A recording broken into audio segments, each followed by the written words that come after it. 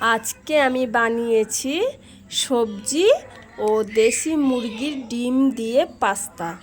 তো এইভাবে সবজি ও দেশি মুরগির ডিম দিয়ে পাস্তা বানালে সন্ধ্যাবেলা টিফিনটা জাস্ট জমে যাবে। তো নমস্কার বন্ধুরা, শুভ সন্ধ্যা। দক্ষিণ 24 পরগনা জেলার ছোট্ট একটি গ্রাম থেকে মা মান্টু ভিলেজ ব্লগ চ্যানেল আরও একটা নতুন ভিডিওতে সবাইকে অনেক স্বাগত, অনেক ভালোবাসা। তো কেমন আছে সবাই? আশা করি ভালো আছে সবাই, আর তোমাদের আশীর্বাদে আমরাও ভালো আছি। তো দেখতে পাচ্ছ এখানে সন্ধ্যাবেলা আমি পাস্তা বানাচ্ছি, তো সেই রেসিপিটা আজকে তোমাদের সাথে শেয়ার করব।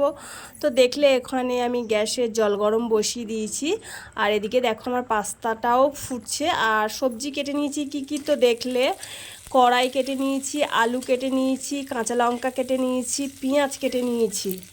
তো এই সবজিগুলো দিয়েই আজকের পাস্তাটা বানাবো।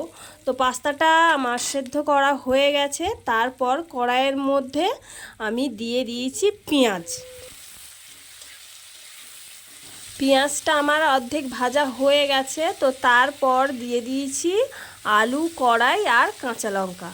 তো এইগুলো আমি একসাথে করে ভেজে নেব। আর এর মধ্যে দিয়ে দেবো একটু সামান্য লবণ আর একটু হলুদ গুঁড়ো, কারণ হলুদ গুঁড়োটা দেবো তার জন্য একটু কালার আসবে, তার জন্য।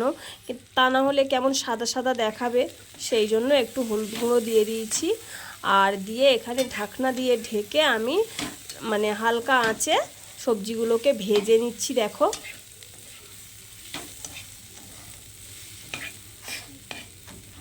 তো এখানে আমার সবজিগুলো প্রায় ভাজা হয়ে গেছে। তো এই যে মাঝখানে ফাঁক করে আমি ওই দেশি মুরগির ডিমটা কড়াইয়ের মধ্যে দিয়ে দিয়েছি।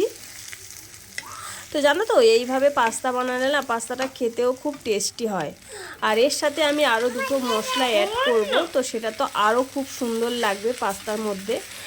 তো এইখানে দেখো আমার সব সবজি ডিম ভাজি হয়ে গেছে। আর তারপরে আমি পাস্তাগুলো দিয়ে দিয়েছি, দিয়ে একটু ভালো করে নাড়াচাড়া করে ভেজে নেব।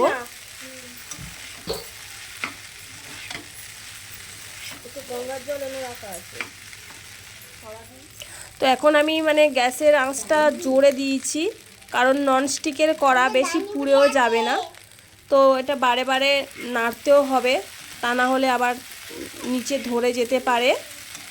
তো তার জন্য দেখো একটু ভালো করে ভেজে নেব, কারণ একটু লাল লাল করে না ভাজলে, কড়া কড়া না হলে বেশ খেতে ভালো লাগে না পাস্তাটা।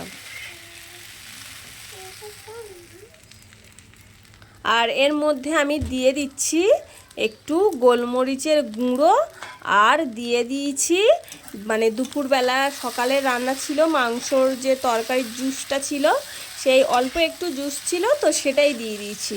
তো এই গোলমরিচের গুঁড়ো আর মাংসর তরকারির জুসটা দিয়েই পাস্তার টেস্টটা একটু অন্যরকম হয়েছে। তো এই যে দেখো পুরো আমার পাস্তাটা রেডি হয়ে গেছে। তারপরে আমি এই কড়াইয়ের মধ্যে আমি পাস্তাটা ঢেলে নেব। আর এখানে আমি একটু স্যালাড দেবো। তো আজকে আমার না ক্যামেরা ধরার কেউ নেই, আজকের আমি নিজে নিজেই ক্যামেরা ধরেছি আর নিজে নিজেই ভিডিও করছি। এই যে দেখো কড়াইয়ের মধ্যে আমি পাস্তাটা ঢেলে নিয়েছি, আর এর উপরে আমি একটু স্যালাড দেবো। স্যালাডে আমি নিয়ে নিয়েছি শসা কুচি, আর কাঁচা লঙ্কা তো দেয়াই আছে, পেঁয়াজও দেয়া আছে, তার জন্য আর কাঁচা ওগুলো দেব না। একটু শসা দেব আর একটু সস দিয়ে সাজিয়ে নেব। তো বেশি ভালো করে আমি সাজাতে পারি না, যতটুকুনি পারি ততটুকুনি সাজাচ্ছি। দেখো চারিদিকে একটু স্যালাডের জন্য শসা দিয়ে দিচ্ছি।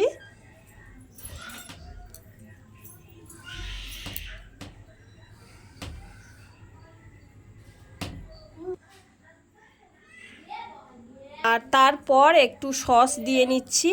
আর এইদিকে তো আমার মান্টুমা আমার পিছনে এসে শুধু বলছে টিফিন হয়ে গেছে, টিফিন হয়ে গেছে, পাস্তা খাবো পাস্তা খাবো, মাথা খারাপ করে দিচ্ছে। আর তারপর এই যে দেখো পাস্তা নিয়ে চলে এসেছি ঘরের মধ্যে।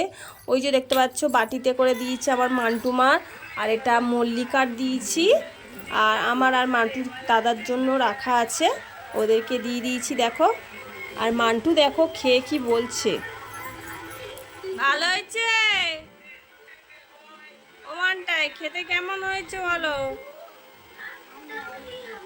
এদিকে তাকিয়ে বলো। এরম এরম এরম।